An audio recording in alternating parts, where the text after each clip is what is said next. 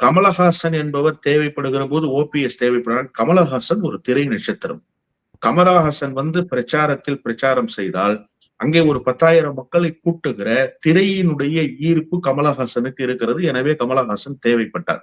ஓ பன்னீர்செல்வம் தன்னுடைய ஒட்டுமொத்த அதிகார பலத்தையும், அதாவது தான் சேர்த்திருக்கிற பணம், தான் சேர்த்திருக்கிற தொண்டர்கள், இவை எல்லாவற்றையும் ஒரு சேர திரட்டி பாரதிய ஜனதா கட்சியினுடைய கூட்டணியில் வலுவாக தன்னுடைய சாதி சொந்த பந்தங்கள் இருக்கிறது என்று கருதப்பட்ட ராமநாதபுரத்தில் களமிறங்கினார். என்ன நிலைமை? தமிழ்நாடு முழுமைக்கும் பொதுவாக தேர்தலை சந்தித்த கூட்டணியில் எந்தவித அரசியல் பின்புலமும் இல்லாமல், தன்னுடைய தந்தையார் அரசியல் இல்லை, தன்னுடைய தாத்தா அரசியல் இல்லை, தன்னுடைய சகோதரர்கள் யாரும் அரசியல் இல்லை, முதல் தலைமுறை அரசியல்வாதியாக இருந்த நவாஸ் கனி 2வது முறையாக வெற்றி பெறுகிறார்.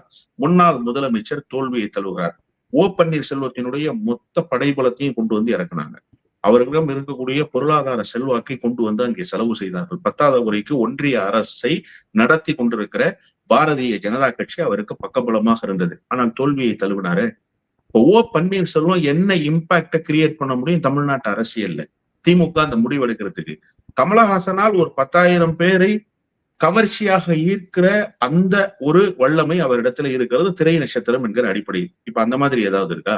இன்னொன்னு, ஒரு கணக்கு சொல்றாங்கல்ல, ஓ பன்னீர்செல்வம் கூட்டணியில் இடம்பெறுவதன் மூலமாக அல்லது ஓ பன்னீர்செல்வம் அங்கம் வகிக்கிற கூட்டணிக்கு ஏறக்குறைய தென் மாவட்டத்தில் இருக்கக்கூடிய ஒரு குறிப்பிட்ட சமூகத்தினுடைய வாக்கு வங்கி கிடைக்கும்ங்கிறாங்களா? அது ஏன் பாரதிய ஜனதா கட்சிக்கு கிடைக்காம போச்சு கடந்த காலத்துல? அப்போ இதுல இருந்து நீங்க என்ன புரிஞ்சுக்கணும்னா, எடப்பாடி பழனிசாமி மீது இருக்கக்கூடிய கோபம், அதாவது அந்த கட்சியினுடைய நிழல் அரசாங்கத்தை நடத்தி கொண்டிருந்தவர் சசிகலா சார்.